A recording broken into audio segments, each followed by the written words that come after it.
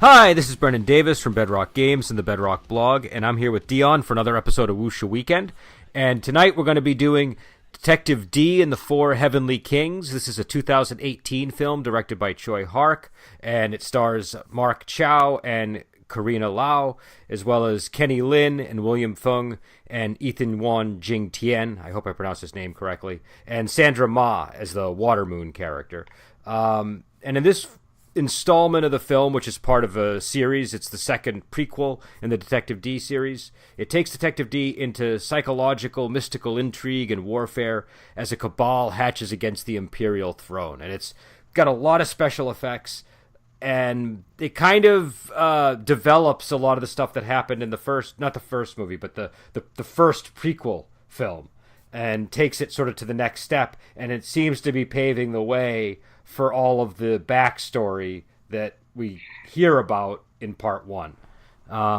So I don't know, Dion, why don't we just get into your initial impression of the movie, and then I'll talk about mine. Okay, I enjoyed the movie. I do think that there was a lot going on and that I might be still a little confused, and I've watched it twice. But I liked the fighting in the movie. I do think that there was it wasn't grounded enough for me. It was still like the last one. There was a lot of light skill and a lot of, I guess, overdoing of some of the action, or a lot of the action. But I enjoyed the storyline and where they went with the story and how it connected with the other two films that we watched. Yeah. Yeah, I enjoyed the movie. I agree with you on the effects. I feel like the effects felt unnecessary in a lot of the portions of the film. And I felt like the story could have been more grounded, because I think the thing that really, the thing that you almost miss with all those special effects is, like you're saying, the story and the characters are all really quite strong, but it's easy to lose sight of that because the effects are so prominent and on full display. And so I think it's a movie that you could almost, like, it's deceptive in that you could be paying so much attention to the special effects you miss some of these other elements that actually are kind of good on their own. Do you know what I mean? Yeah, I totally agree with that. And some of the effects were really good, but some of the it's kind of the same problem as the first movie, where not the first movie, the first prequel, where some of the effects just are too ephemeral. Like they just don't land with enough heft and force. And some of the effects were actually really quite good. Like they used a lot of CGI on a lot of the characters and a lot of the actors. And in some of the scenes, like the scenes involving Night Ghost, I thought it was tremendous. I thought it really aided her character. But when I forget what it was. I don't know if it was an abominable snowman like a yeti, or if it was if it was an ape of some kind. But that primate was too much for me. That was I didn't need that in the movie. Do you know what I mean? I understand it. I liked the primate, and I didn't think that he was too much. But that part of the movie towards the end was, for me, way too mystical and out there. I kind of felt like I was almost on drugs. Yeah. At a point towards the end, I liked the way that I thought of him as a yeti, ape, abominable snowman too. But I think all that kind of stuff at the end was kind of unnecessary. It was kind of like they had built up the Wind Warriors to be so mystical that they had to be fought mystically, but really they didn't need to be. You know what I mean? Yeah. Yeah, yeah. No, I didn't need to be that far-fetched and out there. Well, so it's funny because I'm still and I think I need to see this movie again because I'm, like you said, it's easy to miss things. I just saw it for the first time, and so I don't feel like I have a strong handle on all the details, and I might have missed key things that would shift my opinions here and there. But I was sort of struggling because on the one hand, I really liked the mystical, it looks like an acid trip sort of feel, like when the goldfish scene, the scene I'm talking about.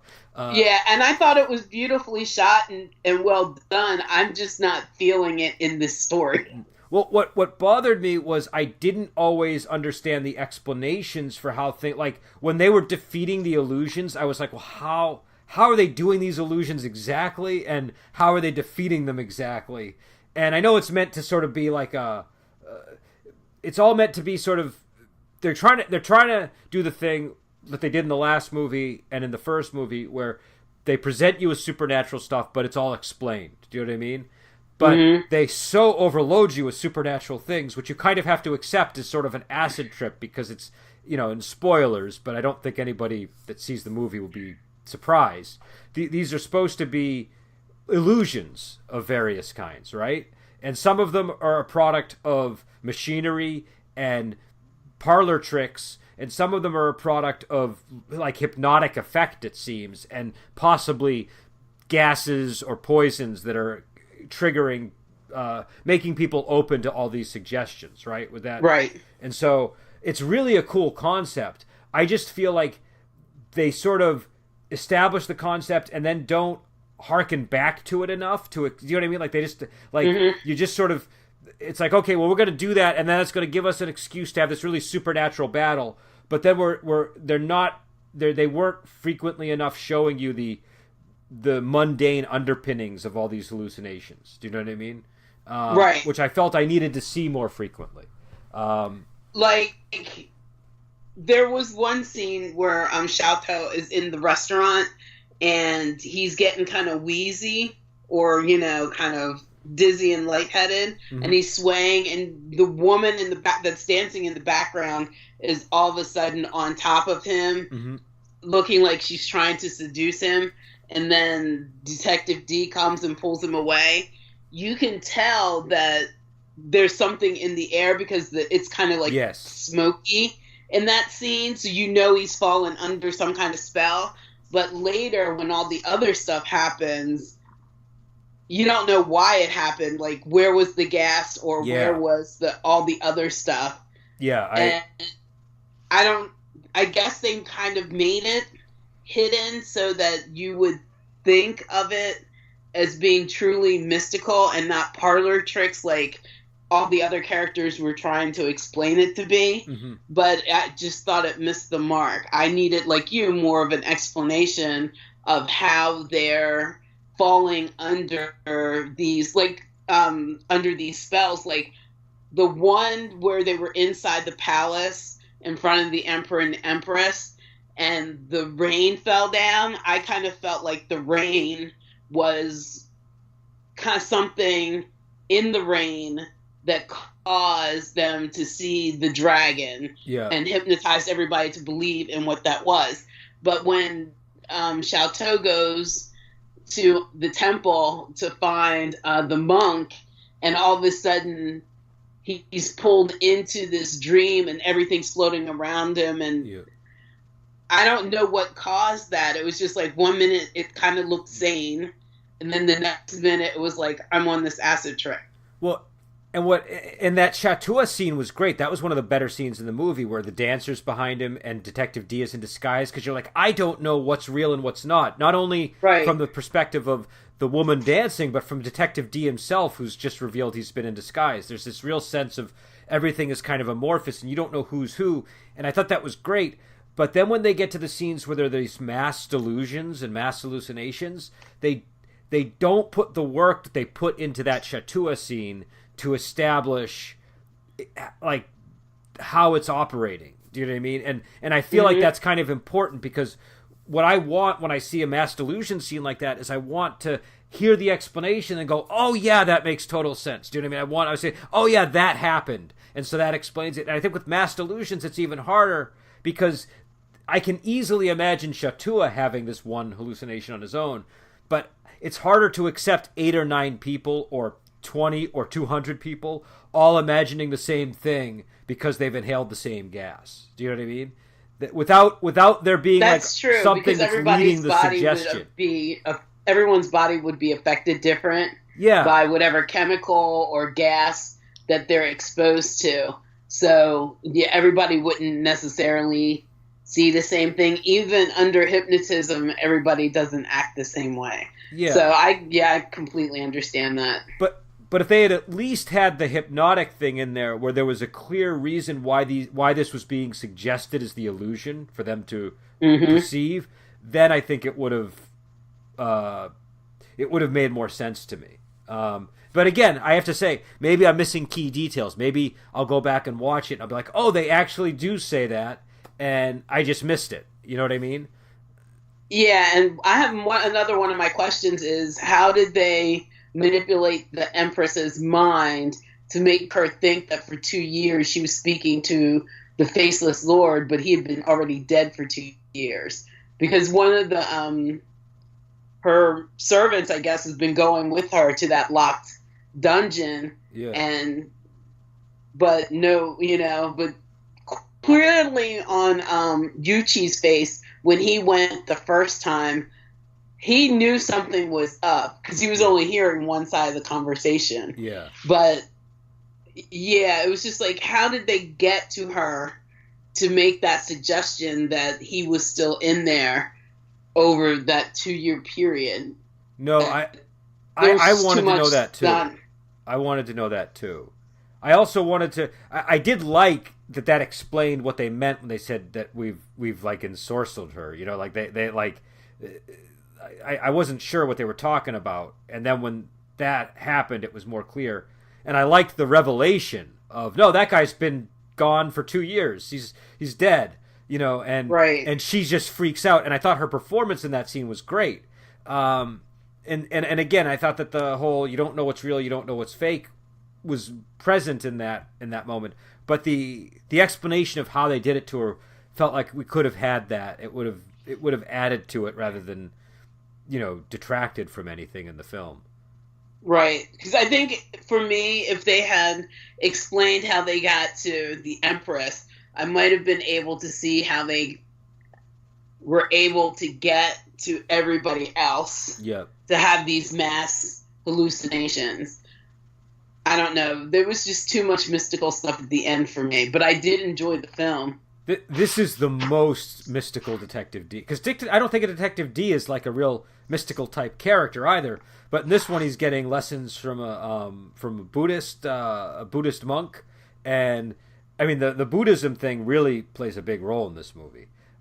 Yes, and the whole the thing is, I sort of can see the sort of clarity of mind thing operating well with the character, but simply because I feel like all this religious stuff going on with Dee in this movie, I feel like it should have come up again in the first movie. Do you know what I mean? In some way, like it's just it seems like something that would be too big of a character trait to not. Do you know what I'm saying? Like, if this is part of his backstory, I feel like we should have seen traces of it in the first film. Yeah, I understand what you're saying. Because, if you're a spiritual person, typically if you're a truly spiritual person, then your spirituality never kind of leaves you, and it plays a big role in your life, and you wouldn't get that sense from the Phantom Flame at all. So when all this happens, it's kind of throwing you off balance a little bit. Yeah. Now that's, well, not a little bit, quite a bit. I liked it. I just thought, like, oh, that's kind of surprising. I didn't ever see any evidence of that before. I will say, though, I do like a lot of the building that they're doing with the characters and sort of assembling them as a team. By the end of the movie, you have Water Moon, and you have Yuchi, and you have Shatua, and you have Detective Dee, all kind of seeming to operate as a team. And I feel like, I think we both agree, this kind of sets up the next movie, which we believe will be kind of the exploration of the events that lead to Dee's imprisonment. Yeah, I like the title too. When I first watching it, and I was like, well, why is it called Four Heavenly Kings? The first time I kind of didn't connect anything to it, except for the 4 statues where he hides the dragon taming mace. Mm-hmm. that was the only kind of like hint. But I was like, why would they name the movie after one specific event in the movie? But when I saw the film the second time, and they're all riding off on the horses as their team, then I kind of was like, okay, 4 heavenly kings. Each one of them is representing one of the statues, which I didn't really get a good look at the statues, and I'd like to do a little research on them and to see if the characteristics of the characters that are in the team match the characteristics of the 4 heavenly kings that were represented. One was kind of earthy, and I can see who that one is, but I'm not going to say.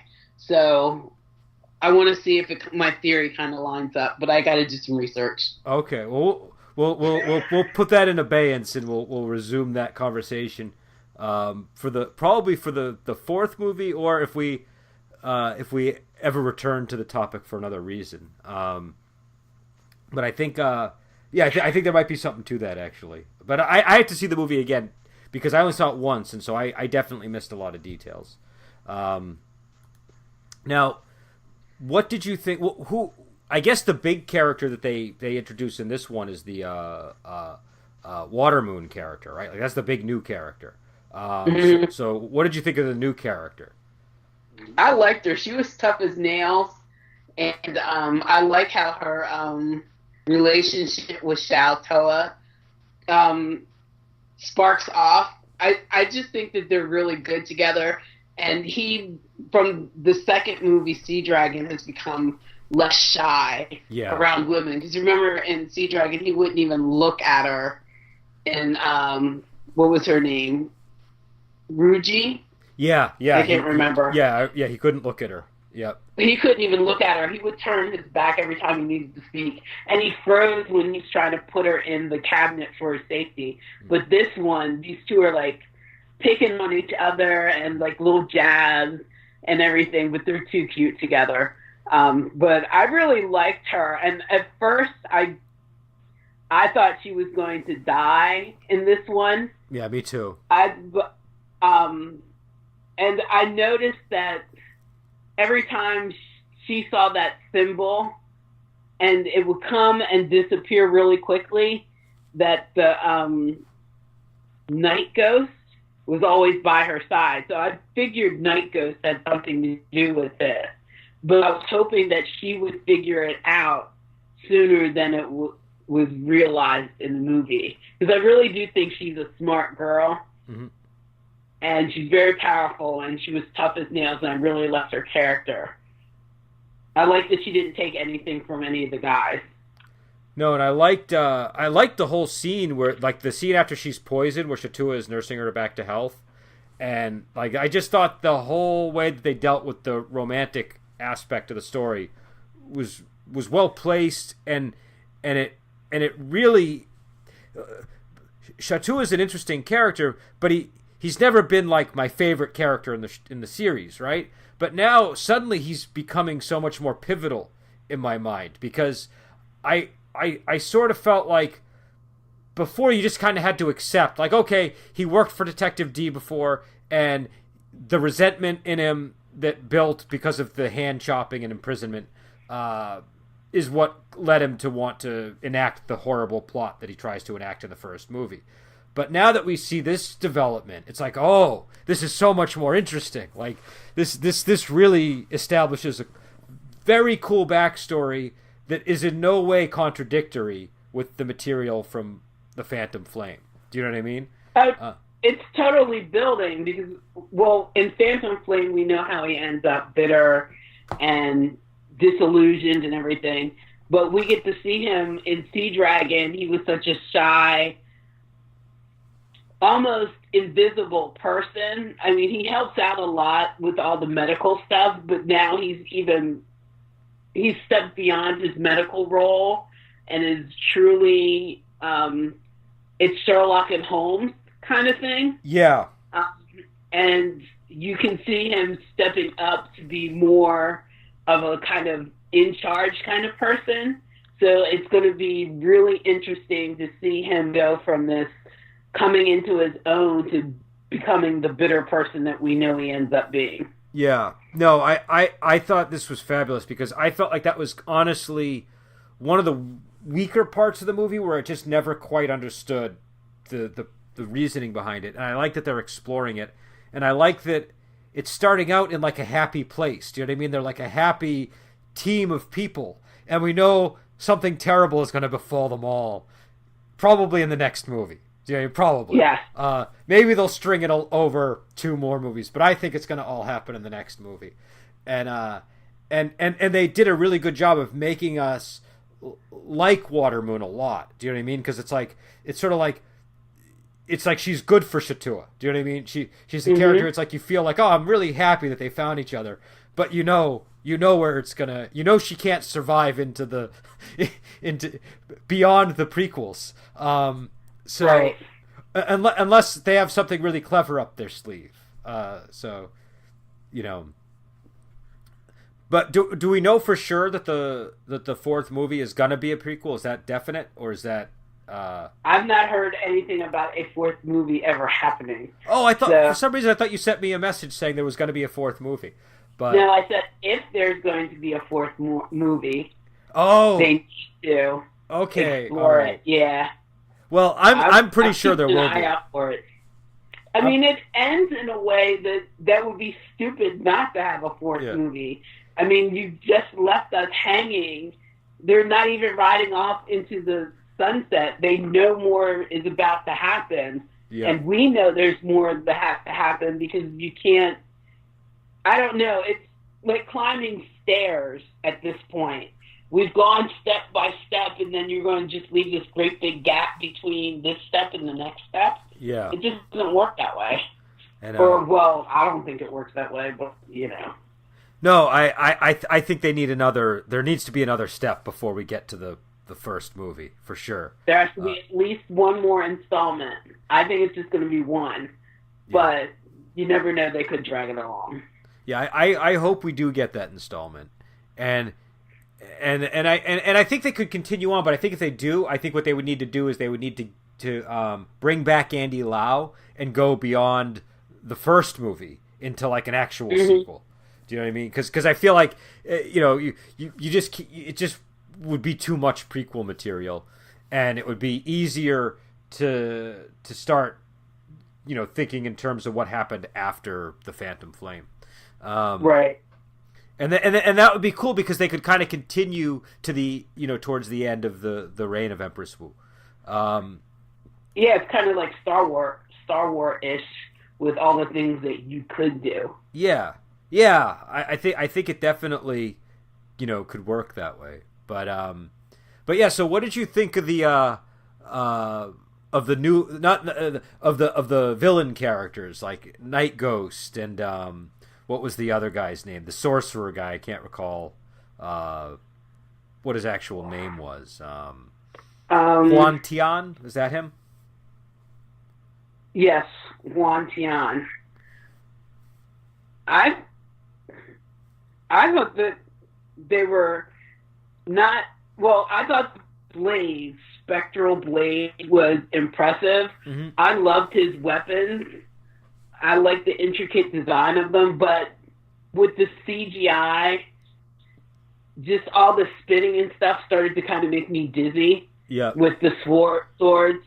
I would have liked to see that more with the grounded fighting than all the CGI effects. I thought his blades were really, really cool in the design, because if you put them together, they would have made a full circle. Yeah. And the intricacy of the designs on them, I thought was really, really exceptional. And I liked Night Ghost's character. I really thought that she had burnt up. Yeah. Well, I'm assuming it's a she from the hair, but I thought that she had really burnt up at that one point. So then when she came back, it was like, oh, so she's really behind all this stuff. Yeah. And Smoke Violent, he was an interesting character.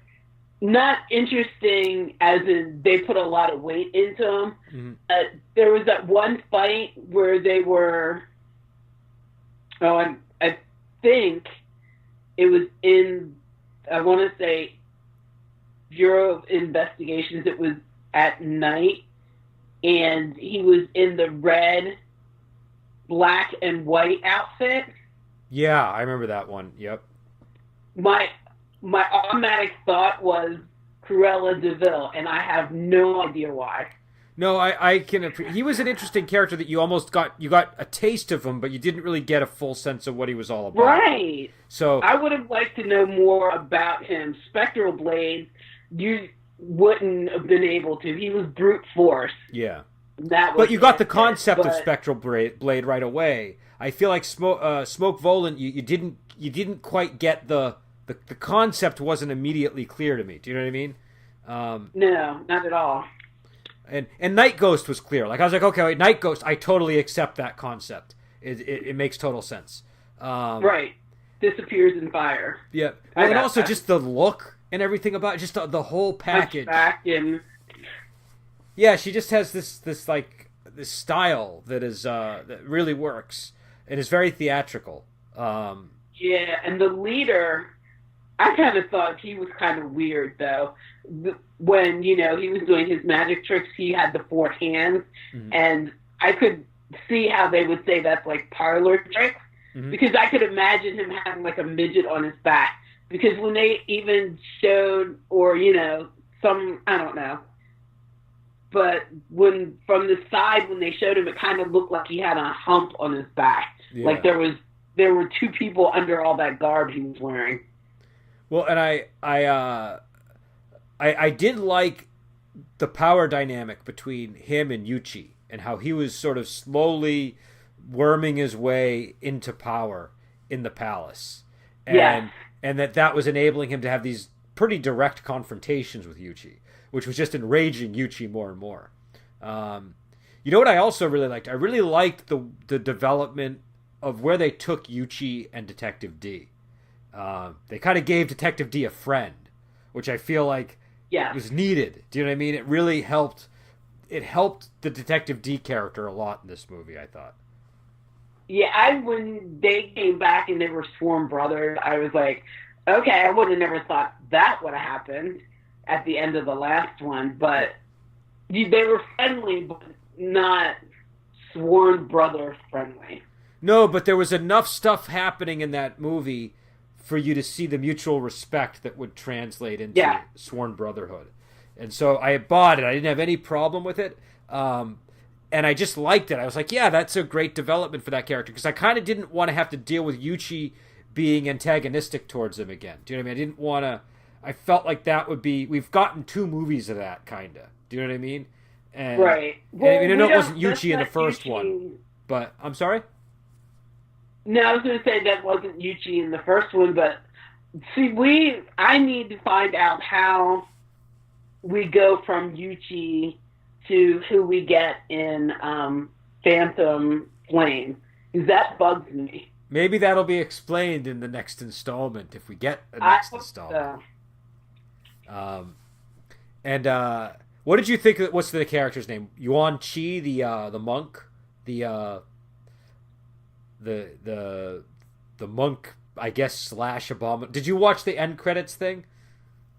I watched all the way to the last screen because I'm one that has realized that certain directors you can't just leave in the middle of things. Yeah. And after the Sea Dragon one and all those things came up in the credits, I was like, yeah, I'm staying to this one. I'm watching all the way to the end. Same here. And him being the 8th to begin with, I wasn't surprised because when Xiao Toa went the first time and the 8th appeared, and then the fish, I thought it was him anyway in that scene. So then when... Oh, go ahead. Water Moon went, and I was annoyed that they cut that scene off and went to pitch black and then picked up somewhere else. So when we get the continuation of that scene in the end credits to see what she sees, then I don't know. I had already known it. I wasn't surprised by that. I just don't understand. Is the so they're one and the same, but does that mean that he's actually a man though, right? Like that's what we're supposed to be concluding, that he's a man, and that the Yeti thing is sort of a maybe some kind of mental illusion that he can do. I'm not sure if it's a mental illusion that he can do, or because somewhere in the earlier in the film they had mentioned transfiguration again, like in the first one. So I don't know if it's an actual transfiguration, even without the pressure point, or if it's spiritual enlightenment that he can take himself to another level to be bigger than he is, or I don't know what it is. Yeah, I was kind of perplexed by that scene when it happened, but it was an end credit scene, so it's not like I really should expect to get, everything under the sun. Do you know what I mean? Right. Now, the other thing I think we've got to talk about is the Empress Wu character, because she gets a lot more attention in this movie than she got in... she always got plenty of attention, but she's like a much more central character in this film, I feel. Because she's a Looney Tune. She is a Looney Tunes. She's definitely a Looney Tunes in this one. And we see her lose her temper. We see all kinds of things with her. And I just wanted to know what you thought of the character and what you thought of Karina Lau's performance. Oh, I love her character. I mean, not love her as,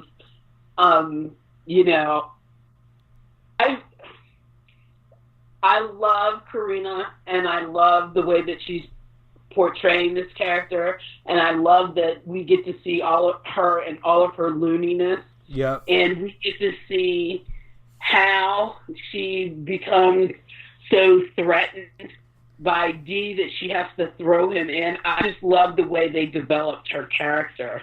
You could see her evilness just get worse each film.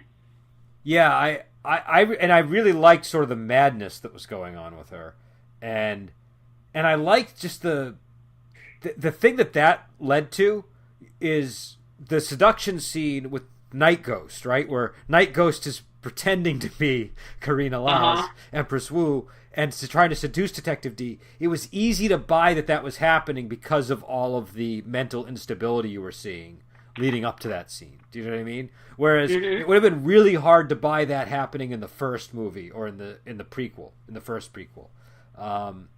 So I thought that they were really clever in how they kind of dealt with her character as well. See, that was, now you've just cleared up something for me, because I wasn't sure if that was actually, I don't know, I think I missed something in that scene that it reveals that it's Night Ghost. Because for some reason, I don't know why, I was thinking that she was, the real Empress was actually bewitched to do that, even though we figure out or find out later that they were never in the Bureau of Investigations anyway. That was all a big ruse. Yeah, no, because you see her turn into Night Ghost. Yeah, and I think I missed that part.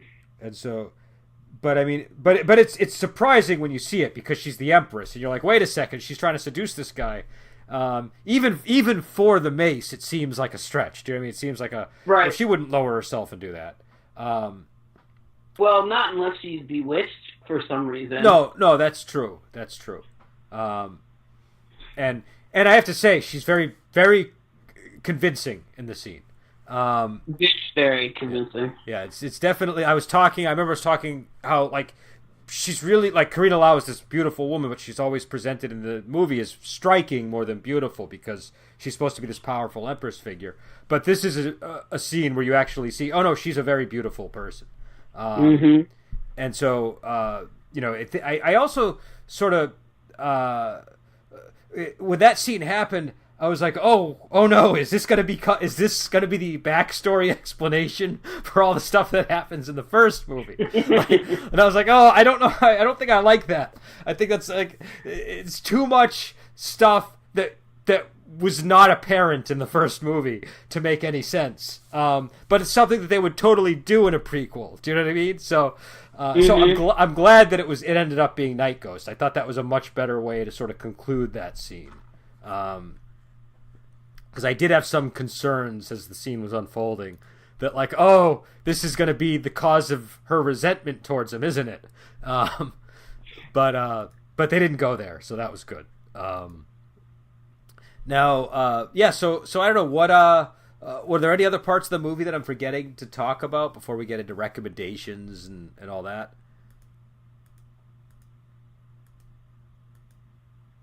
I can't think of anything else.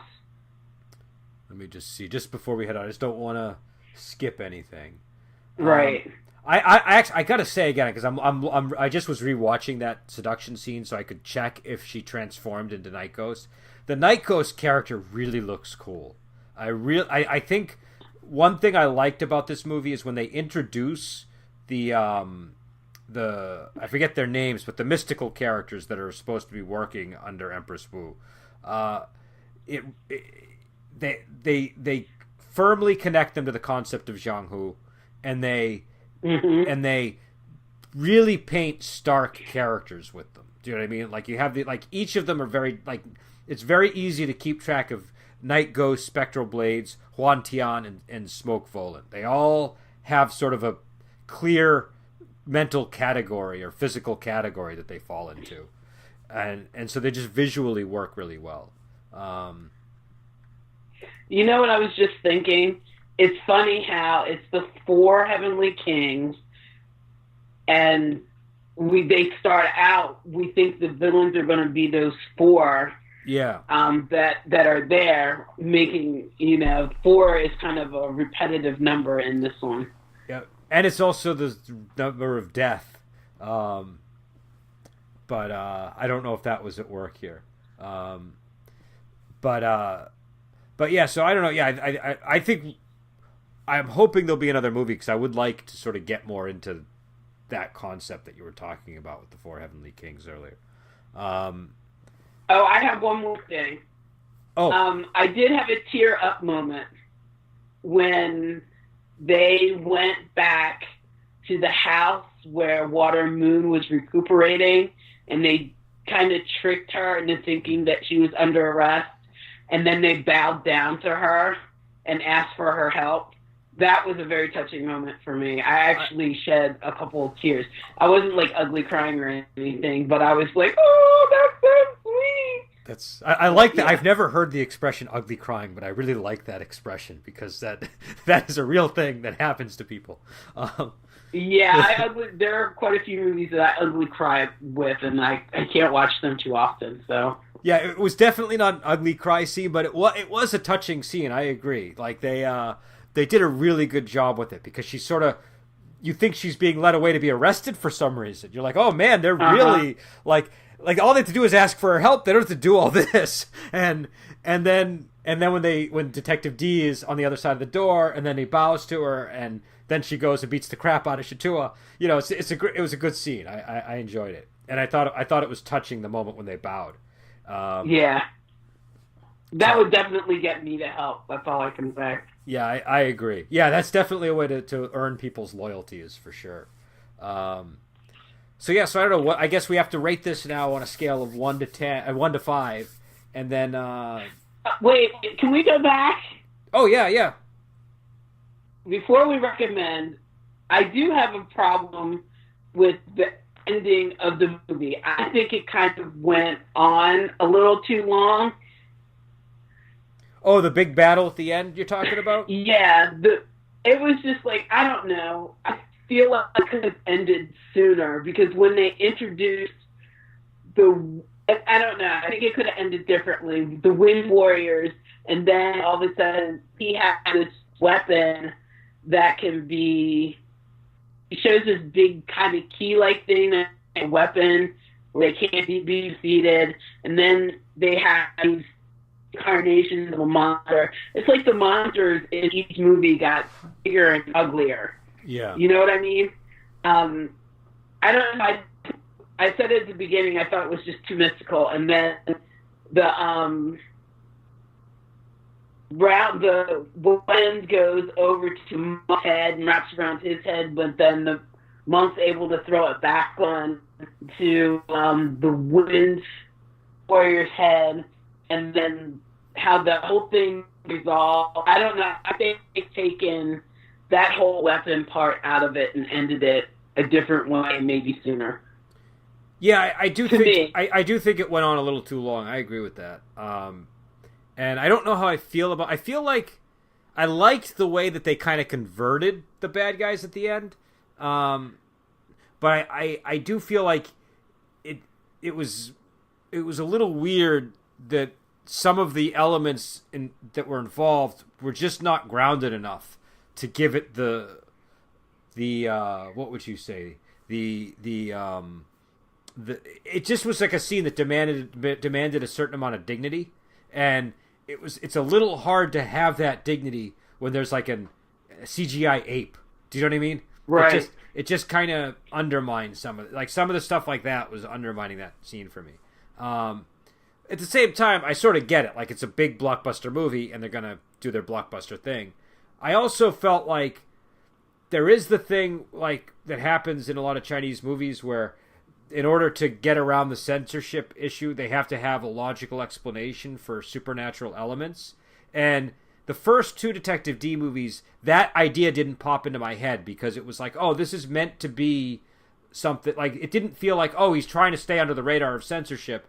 It felt like that's the concept of the movie. Do you know what I mean? Right. But in this one, I started to wonder, oh, is he trying to make a supernatural movie, but get it through the censors or something? Like, do you know what I mean? Like, that was sort of one of my thoughts. And so I just felt like maybe the overwhelming amount of supernatural stuff was maybe too much. I don't know.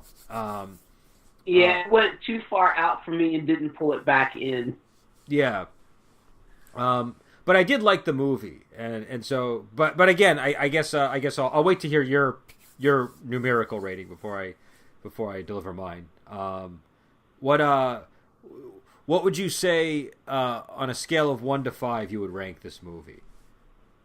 I'm definitely going to give it a 3. Mm-hmm. It's a solid 3 for me, not a 3.5 or anything. Uh-huh. But it's a solid 3 for me, just because I think long there was just too much mystical. At one point, I was feeling really trippy, and I didn't think all that was necessary. And a lot of the CGI was too much for me. But I liked the central story. It's a really good story, and I liked the characters in it, and they were very strong performances. But there was just too much of some stuff for me. I feel like could have been brought down a notch. I didn't like it as much as I liked Sea Dragon. Like, I watched Sea Dragon 3 times. Mm-hmm. I watched this one twice because I couldn't get it all at the first time. I mean, I sat through it the first time, but I was very confused after the first time, and I had to watch it a second time. Sea Dragon and Stand Flame, I just enjoyed the movie so much that I had to go back and watch them. So because this was a little bit too confusing for me and so much going on that I didn't think needed to be going on, I gave it a 3 instead of a 4 like the other two. Yeah, this one, I would give this one a 4 again, but I would I would have to explain the 4, I feel, because the 4 is, I had a really solid evening of entertainment with it. Do you know what I mean? I watched it, and I enjoyed myself. I liked the characters. I think the characters are really what popped out for me. And you know, I just liked the way the movie looked, with the exception of some of the excess surrounding the CGI. But in terms of like how Night Ghost looked and how a lot of the atmosphere was being built, I liked all that. And I was, even when I was confused in a good way. Though I think I had my share of complaints with the movie. So it's a 4, and I would recommend it. But I feel like it's a 4 that is I'm a little bit worried about giving, because I do think it's a flawed movie. Do you know what I mean? Like, it's a flawed movie for sure, but it definitely entertained me enough that I'll give it a 4. And I don't know if that's going to go up or down with repeat viewings, because I feel like this is a movie that I could really either get sick of it or I could find it more enriching every time I watch it, and I don't know which direction it's going to go. But I can definitely see it's that kind of movie. So yeah, so I would say a flawed 4 is how I would say. Okay. A flawed 4, which I know is kind of a cheat because it's kind of like trying to give it a 3.5. but I just can't give it the 3. Do you know what I mean? I can't give it a 3. I can give it a 4, but I got to give it a 4 with comment. And yeah, so but I would definitely say check it out. It's on Netflix right now, so you can just watch it for free if you have Netflix. Well, not free, but you know what I mean. If you have a subscription to Netflix, you make use of the subscription and watch Detective Dee and the Four Heavenly Kings. And yeah, so I think what I also liked about this movie is how it just kind of helps to build the whole series. Mm-hmm. Do you know what I mean? Like it just gives the series a much bigger sense of being a series. And I'm very much looking forward to the next prequel, which they seem to be suggesting we would be getting just on the way that the movie ended. But you never know.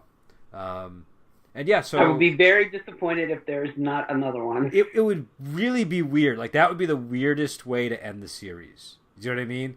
Because they're sort of riding off triumphantly almost. Do you know what I mean? But they've announced the next threat that we know that they have to contend with as a team, and we know that only 2 members of that team apparently survive. Make it to the 4th, right? Though I guess it's possible 2 of the members that we don't see in the first movie, they just end up somewhere else, and that's why we don't see them. But it just seems very suspicious. I think it's more ominous than that. Yeah, I would agree. So yeah, we'll see what happens. But I am definitely, this movie got me excited for more Detective Dee movies. That I will say. So it did its job in that respect. Definitely. And I do have to say, I do agree with you a lot on the weaponry and the CGI. I think it's like in the previous movie, I think we all kind of made that comment, but there were enough scenes where I felt it was redeemed. Do you know what I mean? Like I was like, okay, but this scene it was okay. In this one, there were so many scenes where it's like that weapon should be awesome, but it's not because of this. The CGI. Yeah. And there were a couple scenes where they were fighting where, to me, it actually, for like a couple seconds, looked like a video game. Yes. Like, you could tell it wasn't people fighting. Yeah, real people. It just took totally me out agree. of the moment. I totally agree. And some of the monsters, too, were just like that weird monster that tries to take over the bureau at the end, the purple monster with the tentacles. Some parts of it were pretty cool, but some parts were like just like it had a tentacle and you could sort of see the surface of the tentacle did not look real. Do you know what I mean? It looked like an effect. And that was that the second one or the one that spit the eyeballs and covered the giant ape? Because there were 2 monsters at the end. Yeah, I think it was the first one. Bureau. I think it was the first one, Okay. but I could be wrong. I could be very, very wrong because I'm not remembering it very well. The first time I saw it, I didn't even realize that it was eyeballs that were covering the giant ape. I just looked like red slime, and then the second time I watched it actually on my laptop and like really close up, and then I saw that it was actually eyeballs. I mean, it was weird. I like the viscera element, but some of it's like the eyeballs could have been more convincing, stuff like that, you know? Right. But I liked what they were going for. I just felt that it could have used some refinement in some of the moments. But again, I do feel like my opinion of this movie probably is going to change a lot in the next 2 or 3 viewings of it, because there's a lot of stuff going on in this movie. And it's not a terribly complicated plot, but it's kind of hard to follow everything. Do you know what I mean? I had more difficulty following this one than the first 2 Detective Dee movies. Maybe because it's just so crazy. Do you know what I mean? So it's a really crazy film in a lot of ways. But maybe yeah, if you watched it on acid. What was that? So maybe if you watched it on acid, you wouldn't be confused. Maybe that's I it. don't Maybe it's suggest like it. maybe it's a movie that's supposed to be better when people are on drugs or something. I don't know. I don't have any intention of dropping acid just so I can enjoy a Detective Dee movie more. But Me either. I think it would. I don't think it would be worth the risk. No, either. But yeah, I don't know if there are people that like to do that kind of thing. Maybe they can weigh in the comments. I wouldn't encourage anybody to. I don't want people to get ill. But if people are already doing it, they can tell us. But yeah, I don't know. It's definitely a trippy movie. It's really trippy, and it's the kind of film. I feel like if I saw this movie in my 20s with my friends, I would have been really crazy for this movie. Do you know what I mean? Because of those things. But I did like it, but certain times it was kind of giving me a little bit of a headache too. So, which is again why I say it is there are flaws in this movie for sure. But yeah, so I don't know. I guess we should probably head out at this point. And next week, are we doing A Moment of Romance? Is that our next movie? As far as I know, it is. Okay, so unless I'm way off, when we return, we should be doing A Moment of Romance. And again, we have Patreon. We'll post a link in the description. Anybody that wants to help us out, it really does give us aid. We wouldn't be doing A Moment of Romance if we didn't have patrons, because that's how we ended up ordering the movie so that people could watch it, because it's not available on Netflix or Prime. And so sometimes we actually have to go and get the hard copy of a film.